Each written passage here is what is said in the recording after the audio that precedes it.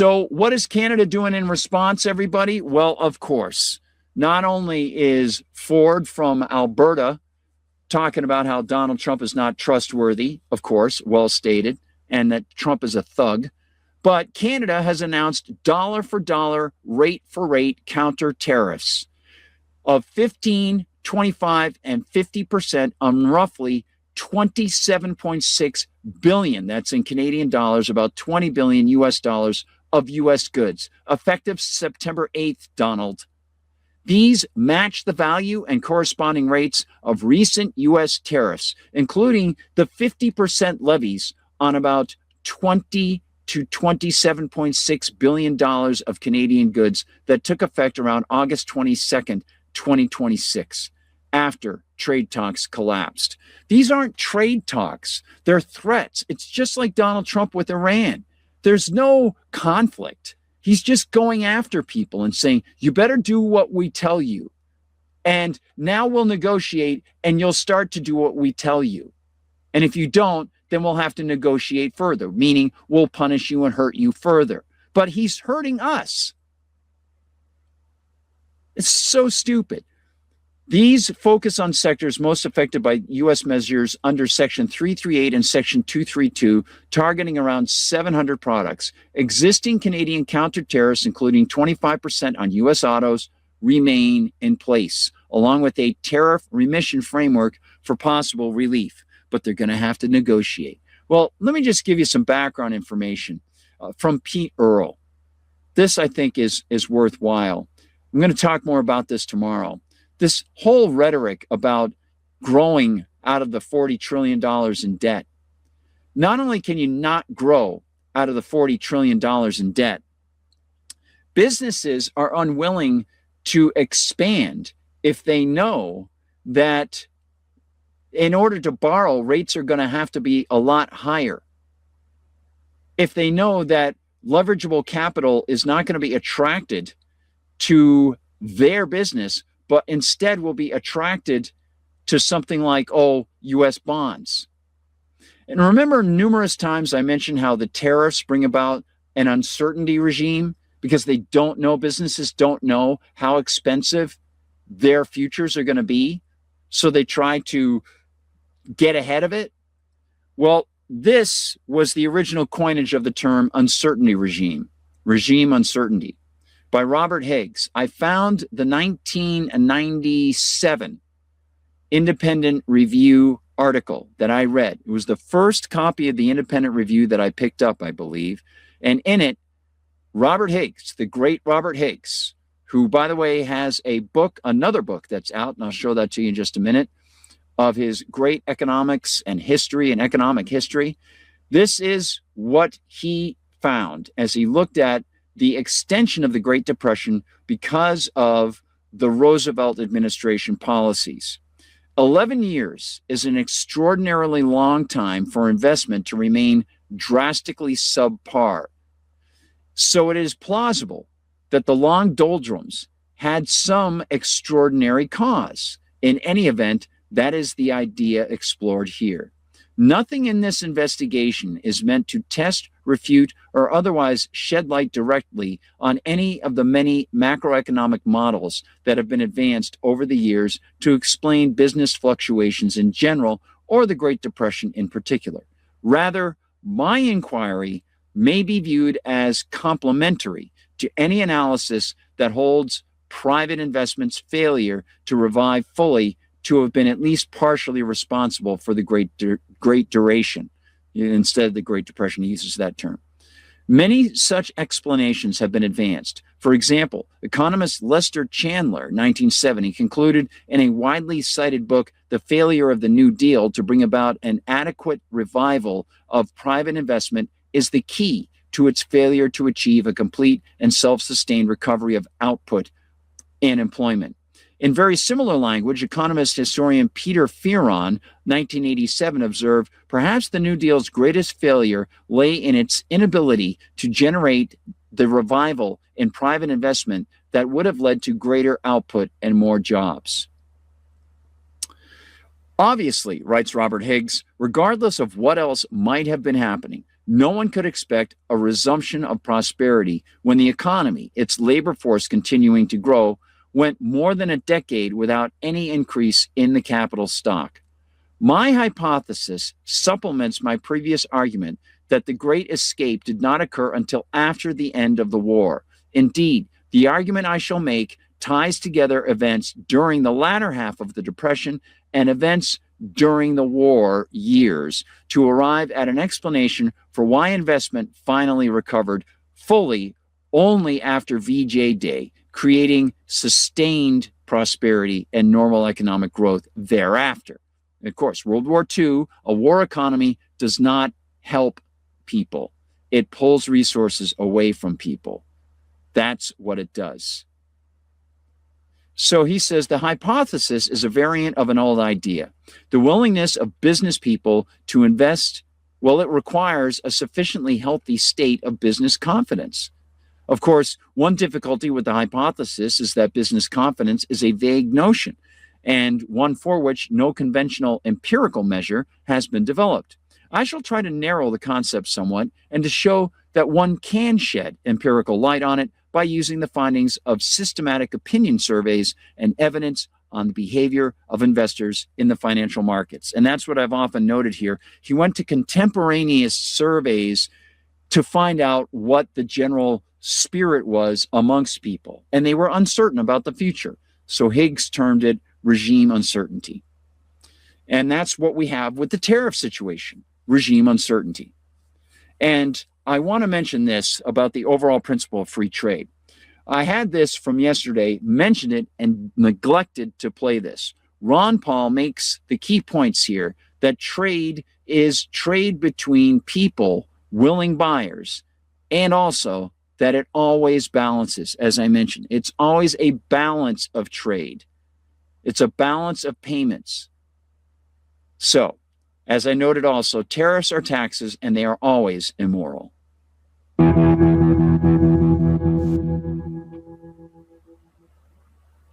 Hello, everybody, and thank you for tuning in to the Liberty Report. With us today, we have Chris Rossetti, our co-host. Chris, welcome to the program.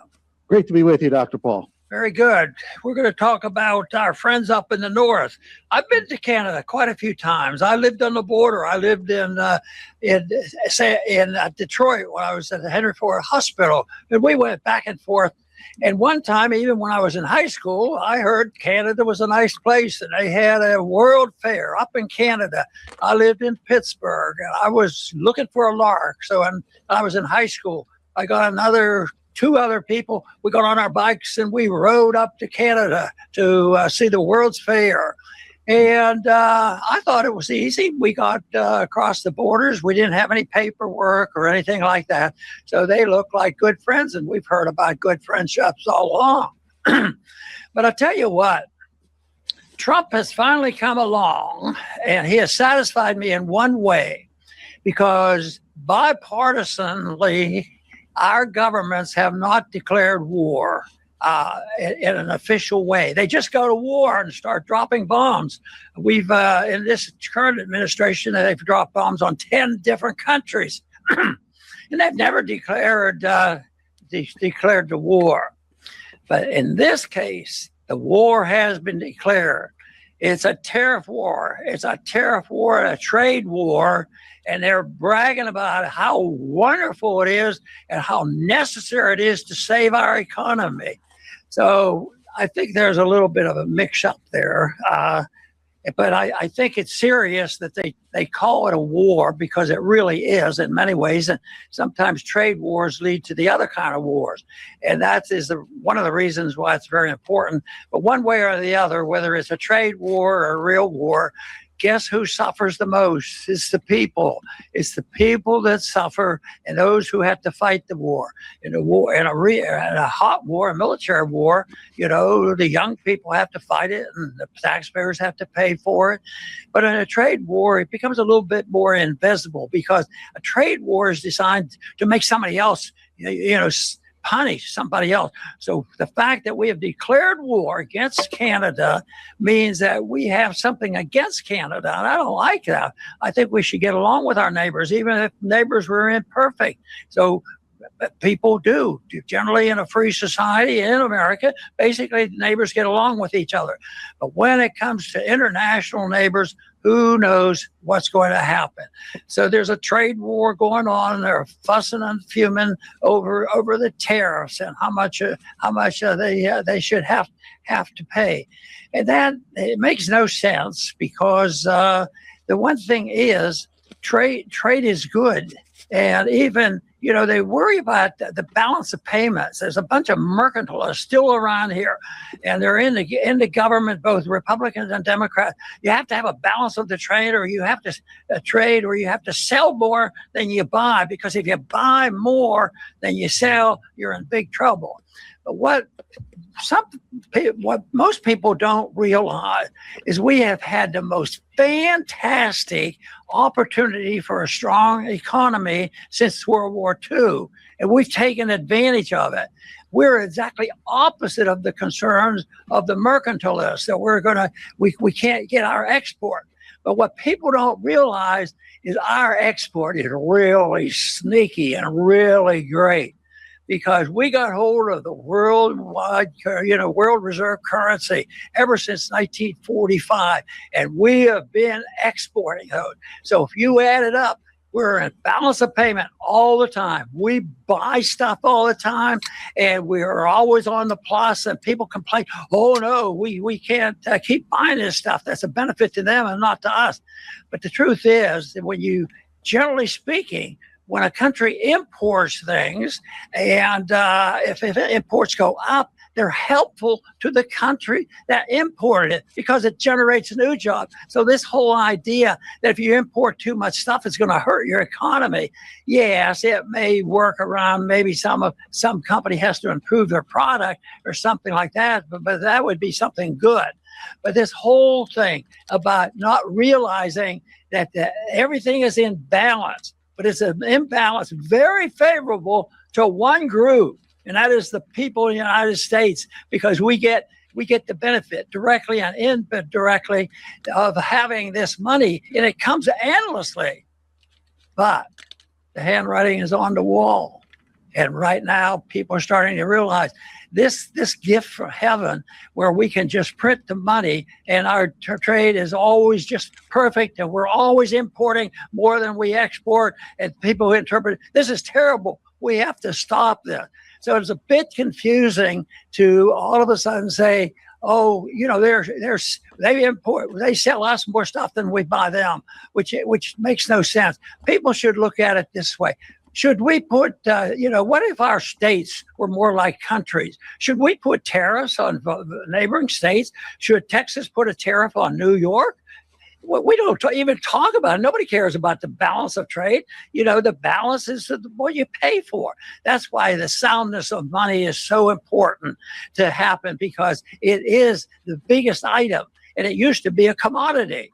No longer is it it is no longer a commodity. Obviously, that we've wiped out the gold standard, but we go along playing this game that money is sound, and that if there's any discrepancy that we don't like, and we don't that we're so powerful, we have the strongest military, and if you think about it, we have the strongest economy. But why, if the economy is so strong, why are the people so unhappy? More than half of the people are very unhappy with the economy, and really they're looking for something else. They're at the point where the United States citizens are so bold, they're really right out front now and say, "Well, we're a bunch of socialist Marxists," and they're not bashful about it. And we're not going to solve that problem by banning free speech and say, "Well, you can't talk about communism or anything else." We have to have a better understanding about basic economic policy. Then we'll come to our senses and end this senseless, needless war that we're running, the war, the tariff war, the trade war. Absolutely. So one of the things I want to amplify there from Ron Paul is, again, what I often have mentioned here on the program is trade always balances. By definition, it's called a trade. And so if your monetary unit is strong, you'll be able to buy more foreign stuff than the foreigners will be able to buy of American stuff. All right. And it's just like, for example, as I've mentioned, if you're going to go on vacation to England and the pound happens to drop, typically the pound is worth more than $1, but it happens to drop a lot, then you'll be able to buy a little bit more. You'll be able to trade your dollars in and get more pounds than you typically would have in the past. Okay, that's cool. Now, the dollars don't change into something else. They are then put into the hands of the people who received your dollars in your trade. They gave you stuff, and you gave them stuff. You gave them pieces of paper that signify something, supposedly a certain value, and they gave you something back that you valued, and you both engaged in it willingly. The evil party is the politician claiming, no, I know better than both of you, and I'm going to punish that person over there, and I'm going to punish you. I'm going to make it that if that person over there wants to sell to you, then you will have to pay us a 25% cut of that cost. So now we're going to try to steer your behavior like some sort of animal, like a Pavlovian dog, towards one of our American friends who maybe because of regulation or because of unions or whatever it might be, can't be as efficient as that person. But even if it weren't the government's fault, there are just some places where they have natural advantages. For example, people in the Sahara without refrigeration aren't going to be selling ice. But in the wintertime in Vermont or New Hampshire, there was a whole ice industry before refrigerators came around. And they would have big warehouses or big barns filled with hay and ice. And they could make that last for months in the warmer weather and deliver it on rail cars down through New England. And the Iceman would come with his cart and his pick, and he would break off chunks of ice, and you would put it in your cooler. He'd say, how much ice do you want? Now, you can't do that in the Sahara. So obviously, there are advantages that are natural to people, and other people have natural advantages. Should the government punish me if I can make more of a product for less and sell it to people because a friend of a politician might not be able to be as efficient and can't sell at that lower rate?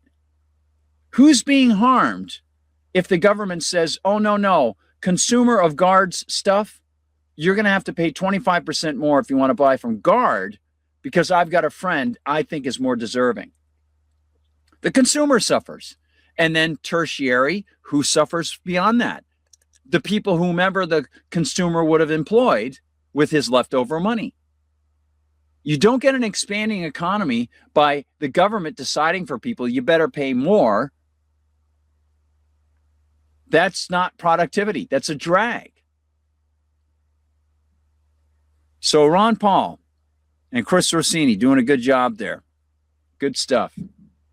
Now, let's get into a couple things on the warfare side of things on the Israeli genocide machine, and then talk a little bit about influence on the media and politicians, and then talk Ukraine.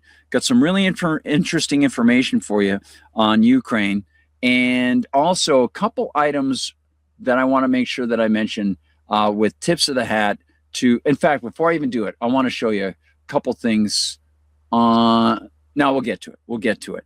A couple things in just a moment that are also really good philosophical things from Karen Kwiatkowski and Judge Napolitano. Great stuff from them. All right, let's get into a little something from, how about this one? Yeah, as they would say on Homestar Runner. How about this one? How about a little something from the upper crust? We have finished with finishing school, the rabble rousers. We're finished with finishing school. It's from the album Cream of the Crust. It's available on iTunes. Please welcome the upper crust, everybody. The upper crust.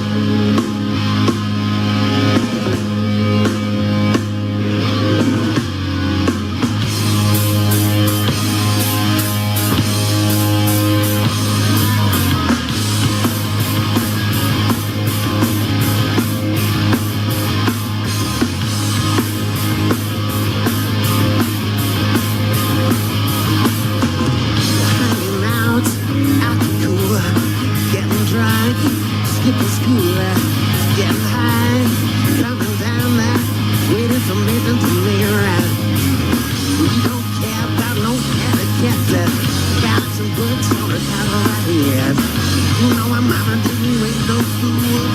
And we're finished with finishing school.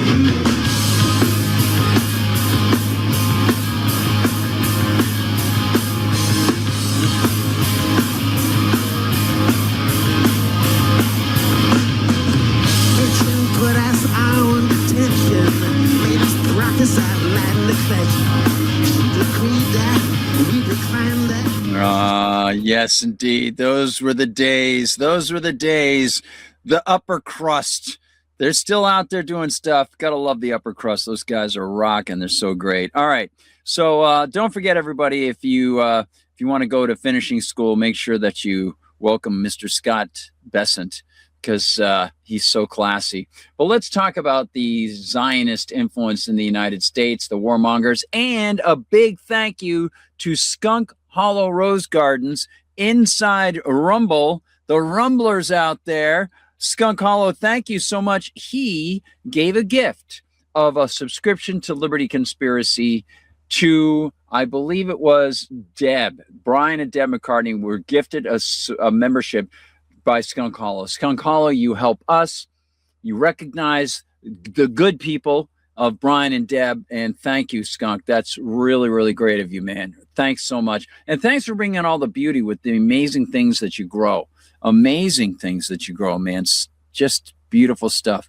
The more I see flowers, the more I appreciate the ability of people to be able to create such beautiful, beautiful gardens. And of course, worked at a farm stand. So I was, doing other types of things, growing stuff. But man, I love that stuff. It's awesome. Well, let's talk about some sad stuff right now. Unfortunately, I got to get into this, but it's going to lead to hopefully something we can carry along with us, some positive lesson information that we can get. Of course, I wanted to let you know, you probably got to see this last night. Anti-War has been reporting on this. Israel bombed a mosque and an in-construction desalinization plant in Rafah. I believe it's now 8, maybe 9 people are dead. Originally, we thought it was 7. Now it's, I believe, 9. And here's some footage. And I do not want to get to the point where I say, oh, where's the explosion in the back of some instinctive part of my body? Because this is just horrific. This is so terrible. They say here this plant was intended to provide drinking water to families who have been forced to leave their homes. It is noted that a mosque was also destroyed as a result of the strike. Wow. Unbelievable. So there it is, everybody.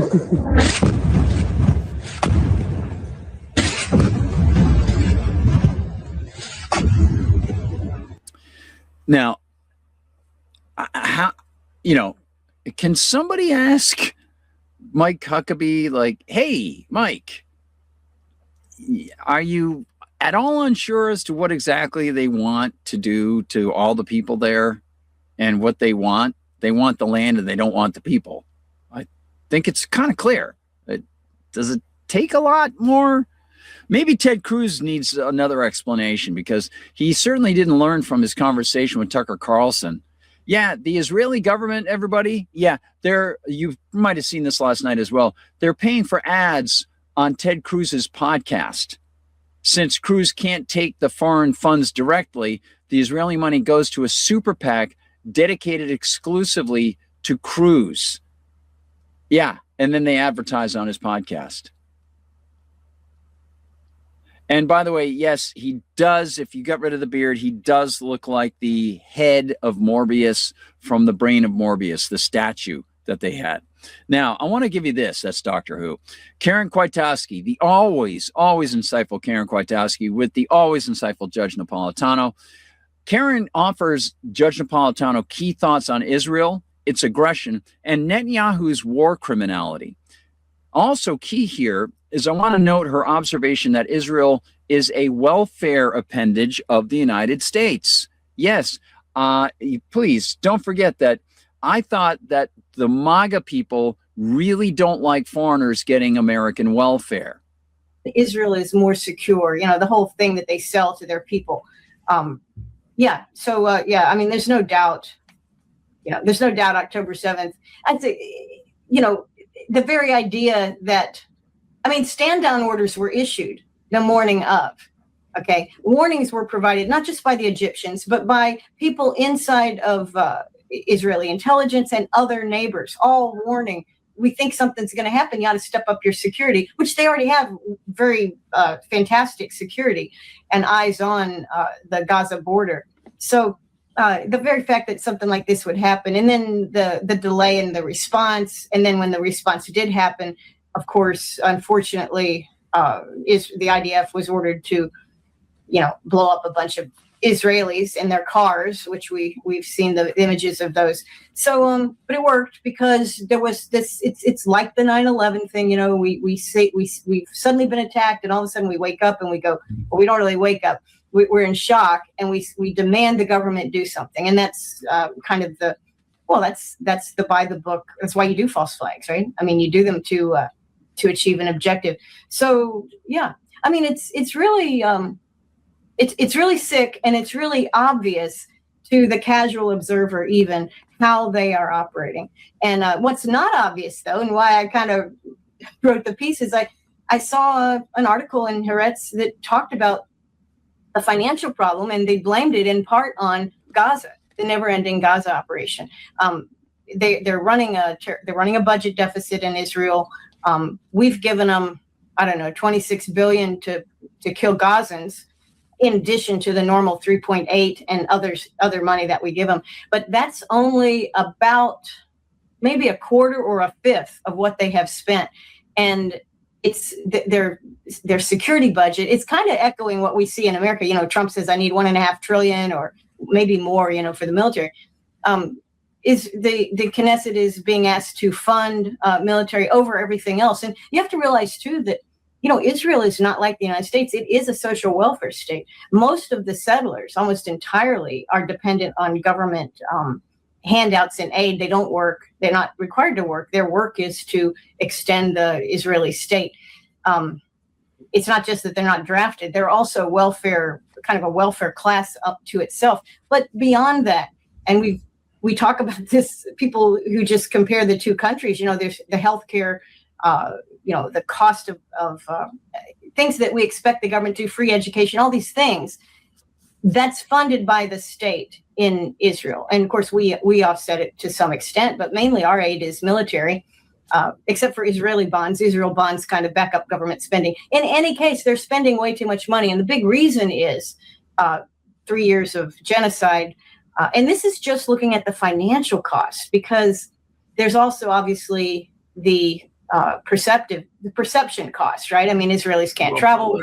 Let's stick with the financial for a minute. What is Netanyahu's budget today compared to what it was 4 years ago? Annual budget. I don't have the numbers in front of me, but it's in the article. Well, I think you said in your article that it's 4 times today what it was 4 years ago. Yes, and if you look at the average budget for Israel leading up to this, for the 30 years prior to, and they had wars in between, many wars, some significant wars, and average those together, it's today it's 4 times higher than that, and that average goes to 2025, which is a year or so, when they got the numbers, a year or so into the Gaza genocide. So it's exploding. Their costs are exploding. And the people are bearing these costs. And also, just like any other country, right, the government taxes. I'm sure Israel has income taxes and business taxes, but those incomes and those businesses are not doing as well as you would think. Certainly, they're in a war environment. They have suffered some hits, which is unheard of for Israel to have taken, to have targets bombed, which they did in the earlier war this year with Iran. And so anyway, it's just big problem. So it's no wonder the people are unhappy. They are unhappy. Unfortunately, they are still, it's very easy for them to blame Palestinians for everything that happens. That is actually another thing being used by the government. It's not our fault. It's these Palestinians. We must get rid of them. So, it's really just, it's corrupt, criminal. Yeah. What is the state of the IDF today? The Israeli military? Well, I mean, it's a drafted military. They do take the guys and gals in 18, 19, 20. I mean, they are young, so they don't really have a lot of job skills. So they're trained to do whatever they do, which is really like glorified policemen in some ways, except they're allowed to shoot suspects to death or use them for target practice, certainly if you're in Gaza or the West Bank. Then, of course, they've got active war with Hezbollah fighting back in South Lebanon, something that Netanyahu chose to do, wanted to do, required them to do. And so people are getting shot and destroyed. But again, young people, poorly trained, in a military that is working them harder than they're used to being worked, exposing them to the kinds of stresses that really can destroy your mind, really, and your. Well, yeah, it's boy, a lot of horror books can be written about the mindsets of a lot of those people in Israel. And as I mentioned, I've mentioned it many times, the mindset of the Zionists that I met at Boston University when they my name Goldsmith, they thought it was Jewish, and it's not a Jewish name. And so they would say things to me about the Palestinians, and I was like, what are you talking about, man? This is messed up. Now, as I noted here, and if Netanyahu loses, where will he go? And if he still is free and not found guilty of corruption, note what she and the judge also say about the state itself, which I think is spot on here. So I think they already know. I think if he doesn't win re-election, he'll have to probably, I don't see why he would be in the country. I think he'll probably retire outside of Israel. I think he'll be in danger because, when you feel like your country's been ruined and your economy's been ruined and you don't have additional security, you spend a lot of money on security, but you're not safe. That is an angry country. That is a country that's looking for scapegoats. And if Netanyahu loses, he'll be a scapegoat for sure. So I think he will not retire quietly in one of his properties in Israel. I think he'll go somewhere else. That's just my impression. I think he's a criminal. I've said the same about Zelensky. If Zelensky makes it out alive from what's happening in Ukraine, I don't think he's going to stay there. Yeah. Well, the Israeli prime minister is not treated like the president when out of office.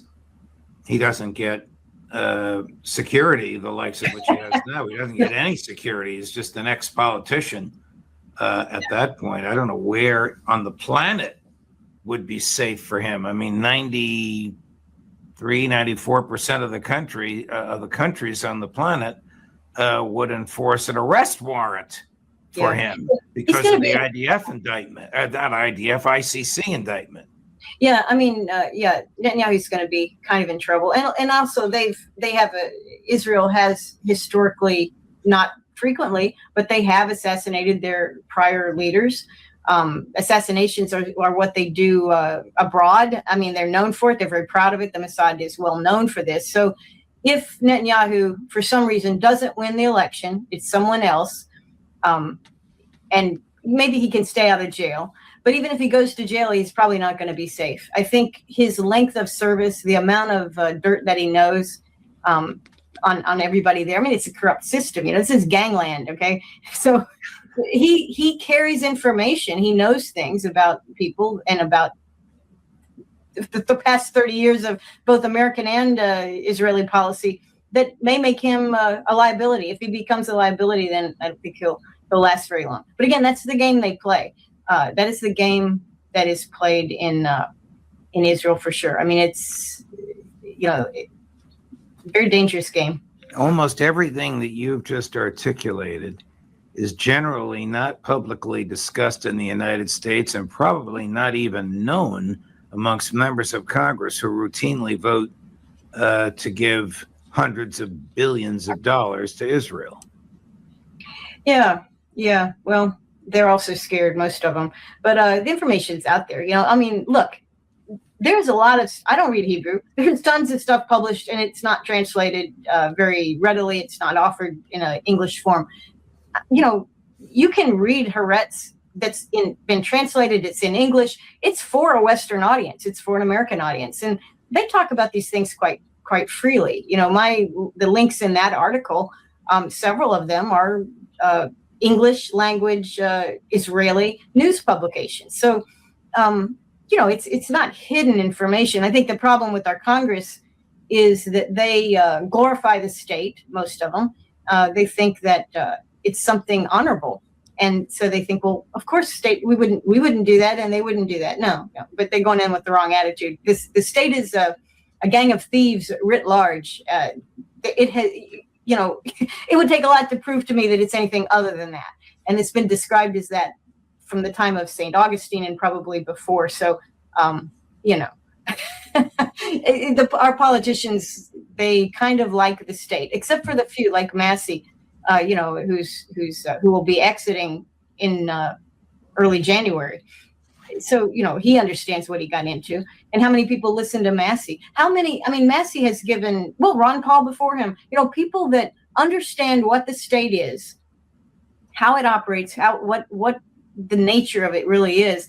When they are very open with the facts, but so many in Congress just tune it out. They tune it out because it's not part of their paradigm. Well, they are creatures of the state. They wouldn't even have jobs but for the state. I have to play a Trump clip for you. It really is irrelevant to what we've been talking about, but it's so instructive into his personality, and I'd love your thoughts. It's a bit off the wall. He's being asked about beef from Argentina, and he's on Air Force One. I don't know if you've seen this. Watch this. Chris, number 4. Question is, what do you have to say to U.S. farmers who feel that the deal is benefiting Argentina more than it is them, as they are Argentina's fighting for its life, young lady. You don't know anything about it. They're fighting for their life. Nothing's benefiting Argentina. They're fighting for their life. You understand what that means? They have no money. They have no anything. They're fighting so hard to survive. If I can help them survive in a free world, I happen to like the president of Argentina. I think he's trying to do the best he can. But don't make it sound like they're doing great. They are dying. All right? They're dying. Kind of a dumb move to antagonize the beef industry in the United States and the tens of thousands it employs 2 months before Election Day. Look at this. Chinese customs rejected a 22-ton Argentina beef shipment. So I'm going to pause it there, not on the specifics of that beef shipment and the question about whether it's safe or not safe or whatever. But again, it's the mindset of the collective and how it starts to orient all the people who are touched by the collective to try to get the collective to do what they want it to do for their particular purposes. The polis is poison. It is, as Bastiat said, it is people trying to perpetually get advantages over other people, to prey and live off of other folks. And Karen Kwiatkowski understands this. Judge Napolitano understands this. She mentioned St. Augustine. Absolutely right. And all the different frameworks that they give you, or the arguments that they tell people of, John Locke, he had these ideas about natural rights, and then they put this into the Constitution, and they did all these things. A comfortable way to appreciate it, and without even having to come to the anarchist position, is just to recognize, look, nobody has a moral prerogative to claim that he can speak for someone else. So the Declaration of Independence could only have been for the people who signed it and anybody who agreed with them. That's all. The Constitution was a usurpation of the Articles of Confederation. Very, very clear. Alexander Hamilton is just... he should be recognized as one of the most criminal elements in early American history. Also, and by the way, there's a great segment in here that I've got of, let me see, from one of the videos today. I think, I can't even remember who it was. It might have been Lawrence Wilkerson. Yes, Lawrence Wilkerson was talking about reading the John Adams book by David McCullough, and how his opinion, he already did not like Alexander Hamilton, and his opinion was darkened even more when he read that book. But maybe I'll find that clip and play that for you tomorrow. But the default, I think, at least for peaceful communication without getting people super riled up, but still getting them to acknowledge, hey, maybe you have a point about nobody has a right to control somebody else's life. Okay. But then they'll say, practically, how is that manageable, and so on and so forth. And you say, well, look, at least one can acknowledge that when you've got smaller pockets of a controlling system, or competing controlling systems of political systems. Fewer people get hurt by really, really awful decisions. There are fewer things over which people will typically be arguing, and fewer people will be trying to escape. But if you do want to escape, at least you have an ability to get to someplace else. The larger the area of control, the more people are arguing, the harder it is to escape from it. And what you saw with Donald Trump aboard that plane, talking about his decision about beef, while at the beginning of the show, this brings it right around, and this is why I sort of framed it this way towards the end of the show, to bring it right around to what we showed at the beginning of the show, which was that those cattle ranchers are having a really difficult time affording things like feed. And now they're at a disadvantage because Donald Trump is now saying, hey, we're going to lift any restrictions against the foreign competitors who haven't had that sort of problem with getting their fertilizer and their feed in their country.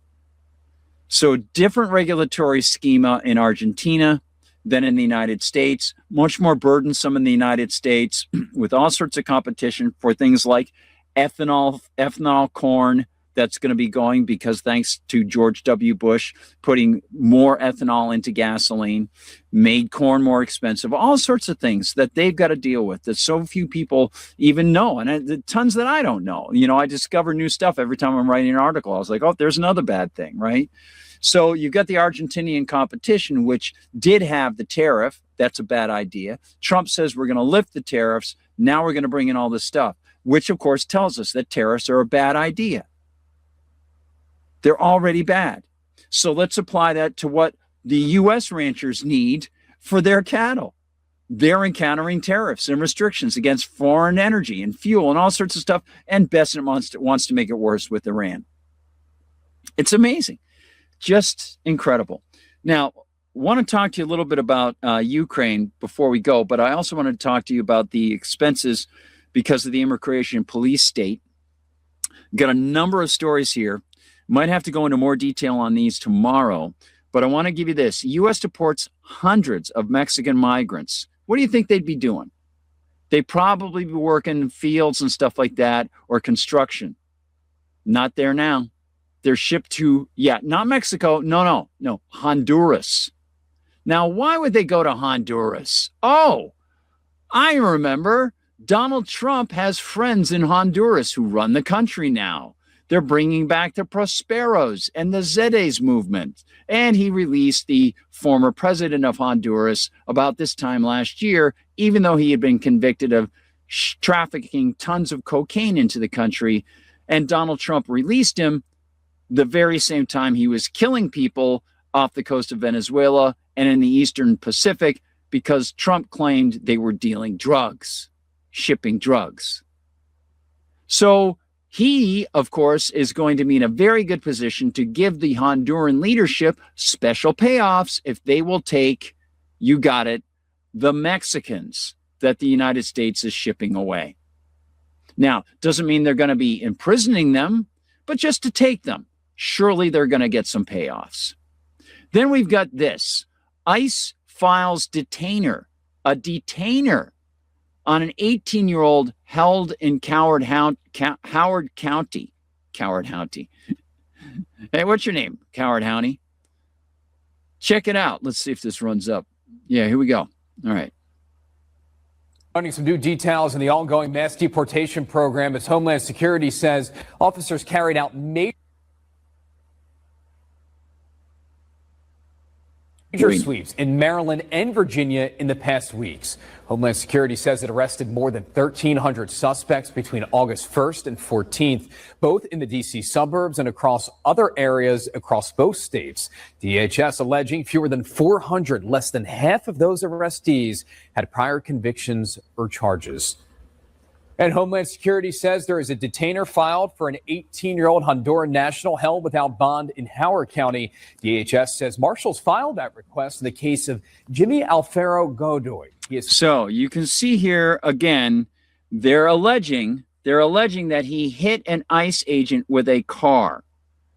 How many times have we heard that? And how many times has it turned out that, of course, even on their supposition that the ICE agent had a right to be there, which he did not, that he had a right to the gun purchased with your money, which he did not, and the body armor that he got purchased with your money, and his salary with your money, none of it which he has a right to. Who's the invader there? I think we know. And there are lots of other stories, some of which I'll have to cover tomorrow. 4 recent news stories focused on U.S. immigration enforcement within the past 48 hours. Texas judge blocks cities and advocates from migrant removal suit. A federal judge in the Northern District of Texas, that's Reed O'Connor, denied efforts by several cities and a legal services organization to intervene in a lawsuit challenging the withdrawal of a Biden-era Justice Department rule on immigration judges' authority to administratively close removal proceedings. So in other words, there's supposed to be a process, and the Biden era wanted to make sure that judges wouldn't just administratively stop the process. Well, this court found that judges can stop the process. Then we've got this. California border agent arrest limits are lifted for further review. A 3-judge panel of the U.S. Court of Appeals for the 9th Circuit out west, where Karen is, lifted a lower court preliminary injunction that had placed restrictions on Border Patrol immigration enforcement actions in California's Central Valley. You know, the state where the governor says, we don't want you here. But they're there. The appeals court sent the matter back for a new standing analysis. And then this, judge orders monitors for child detention as Trump administration plans an expansion. U.S. District Judge Dolly M.G.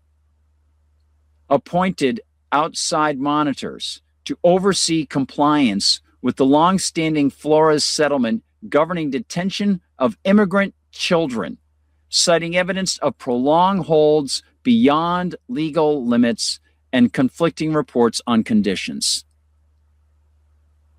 Anybody see the video of that little Palestinian boy destroying his handmade kites because the government of Israel says that they'll consider kites and balloons weapons of war, and they can bomb the people or drone kill the people who are flying them? And this little boy who had created probably 6 handmade beautiful kites, wonderful things, with streamers and colors, amazing. Just so upset, this little boy. It just brings you to tears seeing this kid. All the fun, and how many times have you worked on little projects like that when you were a kid? So excited. That's okay. He might be dead tomorrow. Right? Sorry to be realistic. It's so sad, so disgusting. Now, I want to give you one final bit before we go and talk about some nonfiction material. And for that, I've got to get a couple things set up here. Just want to make sure that I get everything else set for you from RT. This is a very good piece from RT about Iran. Iran after 1979 again, and the sanctions against Iran, how ridiculous these are. Don't forget that Iran remains China's key oil partner. China is not going to be turning away.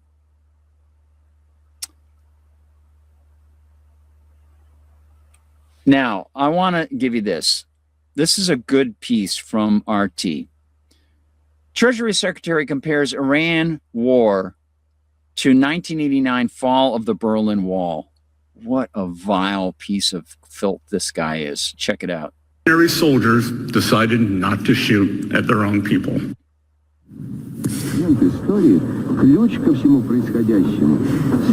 But Secretary Besson's position is historically inaccurate and oversimplified. The reason wasn't the soldiers' reluctance to shoot each other, but a deep economic crisis, mass protests, and major Soviet reforms.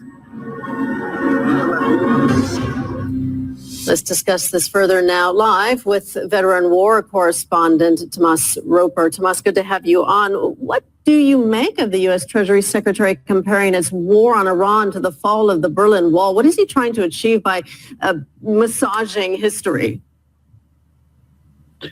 Well, our American friends, so-called friends, have a strange understanding of history in general. We know that.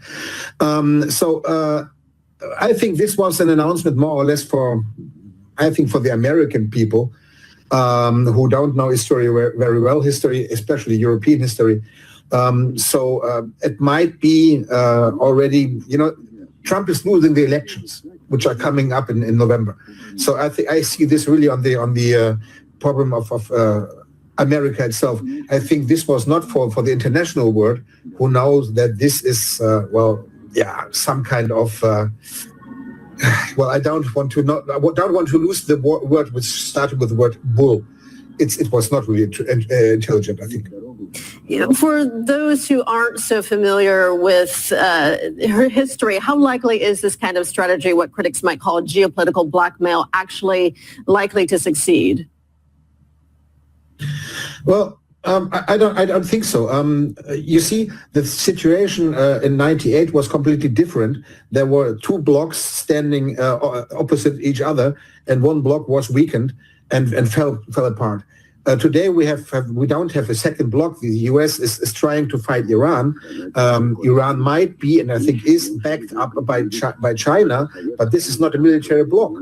And China showed that they are not really afraid of anything which the U.S. is doing. When the U.S. coming with new taxes and new customs, China is doing the same. They're also rising up the tariffs then, and we see that the U.S. then have a problem with that. So I think the people in the Trump administration didn't really understand that the U.S. isn't that powerful anymore, as they were some years ago when this kind of things worked out. I think they don't work out anymore. So I just want to mention one thing. One of the key things that the anti-communists understood towards the latter part of the Soviet Union and its collapse, and which many people in the free market circles predicted, was that it would collapse under its own weight of empire. It had spread too far. It had too many satellites. It was trying to keep up too many acolytes. And this is the exact position of the United States now. And the United States was headed in that direction in supposedly fighting the Cold War by cozying up to all sorts of tin pot dictators, implanting people, overthrowing governments from post-World War II right up until today. And it continues to do so for reasons other than fighting Soviet communism now, so-called fighting the Iranian threat, which is not a threat, fighting the Russian influence, which is not an evil influence. So they block energy. They do all these things to you while they send military bases and soldiers and ships all around the world to screw with other people. And then Besson's got the audacity. We came in just at the start of that. I should have expanded it a little further on the front end. Besson's got the audacity to be trying to call out soldiers in Iran and tell them to overthrow the government of Iran. Dude, you tried to recruit Kurds to come in. You gave Mossad agents the ability to go into Tehran and work with revolutionaries from outside the city. You gave them access to Starlink. You tried to starve people. You boasted about it in January. And now you got the gall to try to tell these soldiers whom you are bombing that they'll do a lot better if they just, overthrow the government. And the government would do really well not to fire on those guys. And then you compare it to the fall of the Berlin Wall. You compare it to the dissolution of the Soviet Union. Is that right? A guy who worked with George Soros, who helped fund some of the revolutionary groups in Ukraine that overthrew Yanukovych. That's the guy telling people you can revolt for better. Look what happened in Ukraine.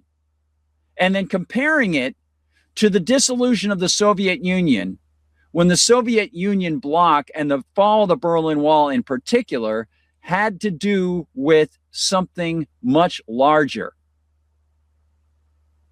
And it wasn't the United States overthrowing a government. It was an internal change because they couldn't sustain it because they were out of money, Scott.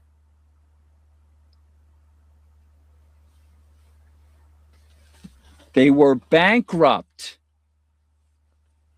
You don't have to teach economics to figure that out, Scott. You don't have to work with George Soros to figure it out either. You know what you can do? Let's do this, everybody. It's Tuesday, so let's get into a couple nonfiction book suggestions for you that I think you're going to dig. Let's get into a little something from The Outer Limits for former Star Trek Writing Fellow channel and give you some ideas on stuff that you might find would be pretty darn cool. We're going to go with The Outer Limits theme, the control voice.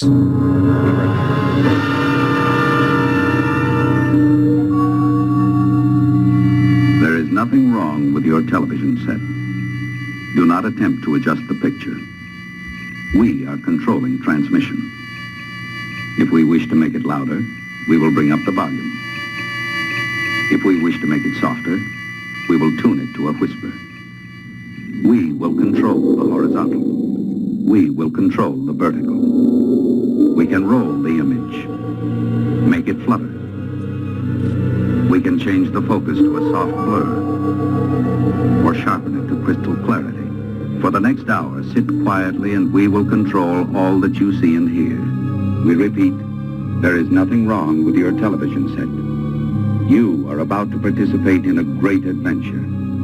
You are about to experience the awe and mystery which reaches from the inner mind to the outer limits.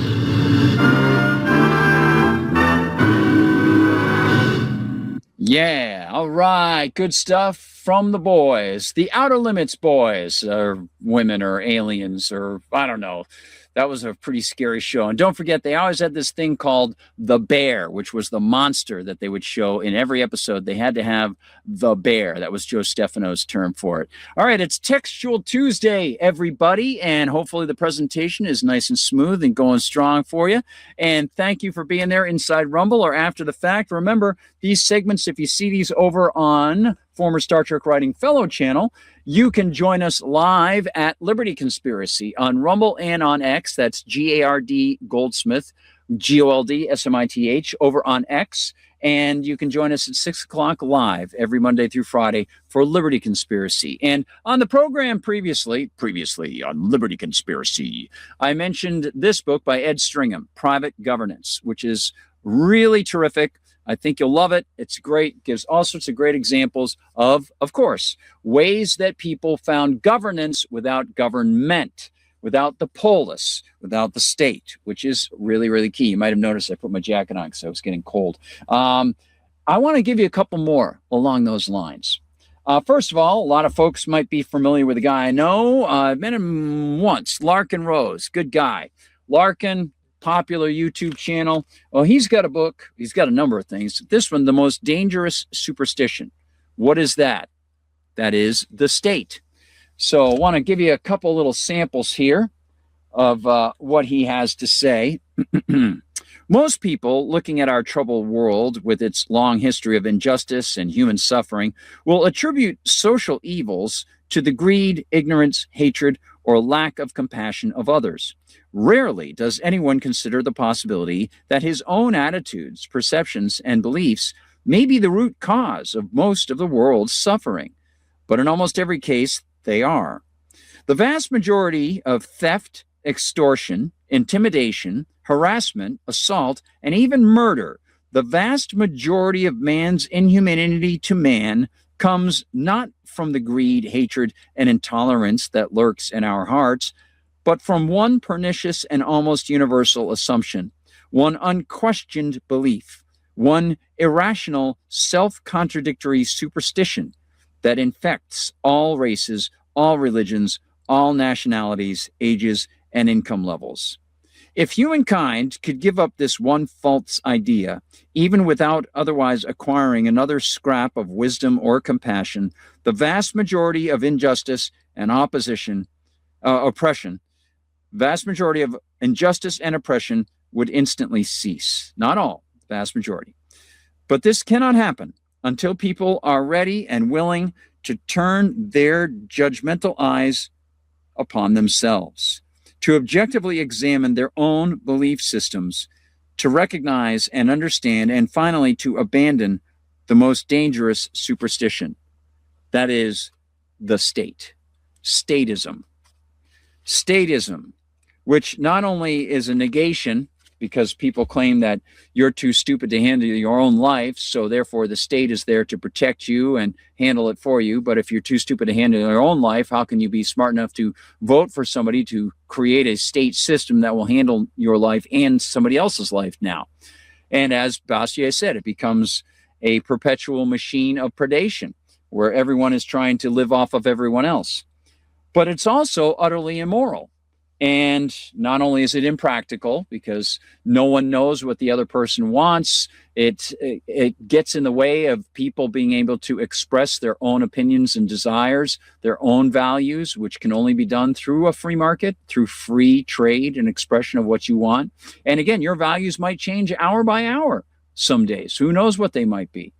You've got to be left alone to decide for yourself and make your plans. And then if you make a mistake for yourself, other people have to be free to be able to see your mistake. And then they can change their behavior based on what you have learned and what they can learn.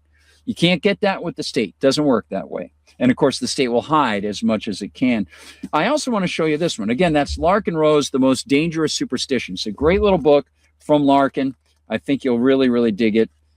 Really good stuff. He goes through all sorts of great thoughts in this, ranging from juries and private adjudication to private travel and private roads. As we know in my book, Live Free or Die, thousands of roads were originally built in the United States without government. They were done privately. I also want to show you this one by J.C. Lester. This is called Escape from Leviathan, Liberty, Welfare, and Anarchy Reconciled. I think you might find this very, very interesting. Now, this book was published, by St. Martin's Press in the year 2000. In the year 2000! Now, let me give you some of this information. And, of all people, John Gray has something to say here. Not the John Gray you might know, not the relationship expert. Escape from Leviathan is a notably ambitious reconstruction of radical libertarian thinking from the ground up. Even those like myself who are unpersuaded by its reformulation of classical liberalism will benefit from reading Lester's book. Then we have Anthony Flew, great historian. That's Antony Flew. Escape from Leviathan develops a sustained and at times fresh and surprising argument for its compatibilist conclusions. I like that. It's the first time, compatibilist. I like that. It continues and constitutes a formidable intellectual challenge to the social democrat establishment of political theory. Yeah, very true. So let me give you an example here. Now, again, there are some who will argue many aspects of the pro-freedom ethical argument of leaving your neighbor alone. Oftentimes, people will fall into a trap, maybe not a trap, but a pattern of not only talking about the moral and ethical prerogative or you might say primacy, the primacy of the individual being able to decide for himself, morally, ethically. But also they might talk about the practical side of it. As I mentioned, you can't have any sort of valuation expression unless you leave your neighbor alone and he leaves you alone. right? So that's a practical side of that's a practical outcome of the ethical prerequisite of freedom, right? Well, the other aspect to this that is really important is based on that, that's where you see resources discovered, because oftentimes things are out there and they're not even resources to people until people apply human ingenuity to something, and then people recognize a value in it. Like I said, oil was just a lubricant sludge for years until somebody found a way to turn it into a burnable fuel that was efficient. And then even then, it was a little bit too expensive for things like kerosene until whales became so dear that the price point for whale hunting and whale oil got high enough that people started to switch over to kerosene. And then a new market started to come in, and you saw refining the, not refining of the oil, but a refining of the process of making it a better way to do it. They discovered new ways to conserve, new methods to use as they competed against each other to get the product to the consumer for less.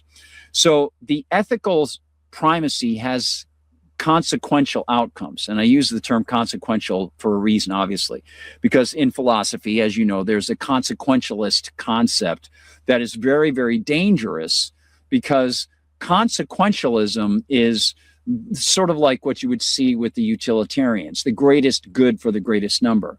But goodness for oneself has to be something that I determine, not somebody else. And when someone arbitrarily through the state tries to determine what the greatest good for anybody is, that's a usurpation and it's unethical. However, there are things that can be seen oftentimes as ciphers to people doing better. For example, if you see people's longevity or diseases going down, or stillbirths going down, or anything like that, right? So those tend to be things that you could sort of say, you know, I have a feeling life got better for these people in many regards, right? Now, it's possible that that isn't the case. You could have a prison planet where everybody is just so taken care of and yet they're all trapped in there, but, you know, they're given drugs to keep them alive. That's why consequentialism isn't always the be-all and end-all, because it removes and puts into somebody else's hands what the ethics of goodness is, okay?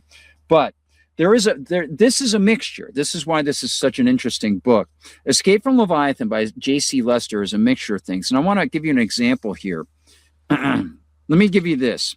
This is on page 49. Utility maximalization. The commensurability of one's want satisfactions. So again, you've got a want, that's subjective. Satisfaction, subjective. But in the marketplace, two people can come together and you can get a commensurable way that you both walk out of an arrangement and you say, we've both been better through free trade. That's why I wanted to mention this book, because tariffs always get in the way of that. Tariffs break down valuation. They're unethical, they're immoral, and they're always economically disastrous. So, writes J.C. Lester,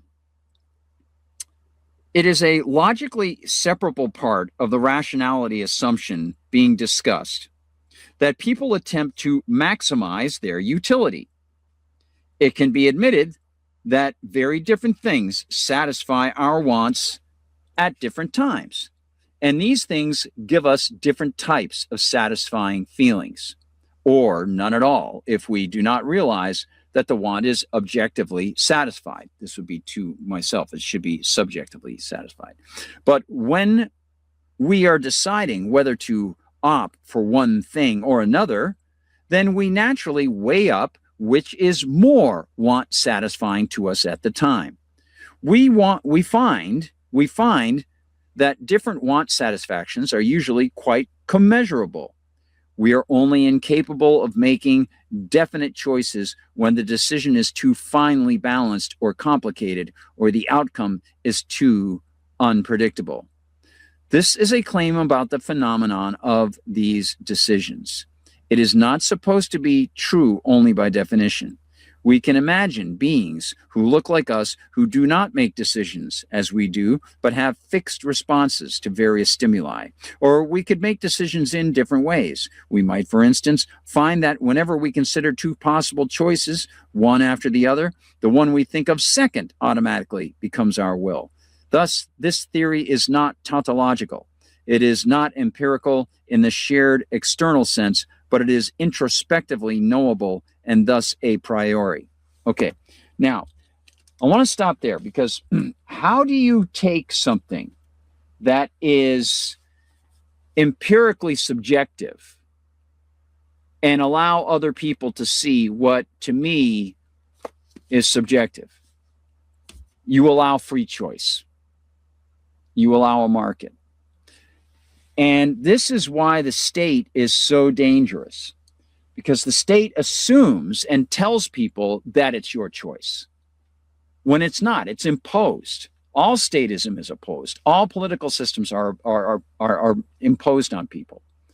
And again, when people make a claim that the government is leaning towards socialism, they're going to try to make it socialist. All political systems are socialist. They're collectivist. That's what they are. They're not society. Society is separate from the polis, as Enlightenment thinkers understood. Society is the set of arrangements and preferences that we express through freedom of association. The polis is applied to us, regardless of our choice. So again, if people are interested in coming close to the anarchist philosophy of pure freedom and honest treatment of one's neighbor and peace, but they're not quite ready to go there because it might seem too abstract or unworkable to them in this world or whatever, fine. I understand that. The least I think that can happen is people recognizing that political spheres that are larger geographically and population-wise become more and more dangerous. And it's not just through geography, and it's not just through the banking system, it's also over time. It's temporal.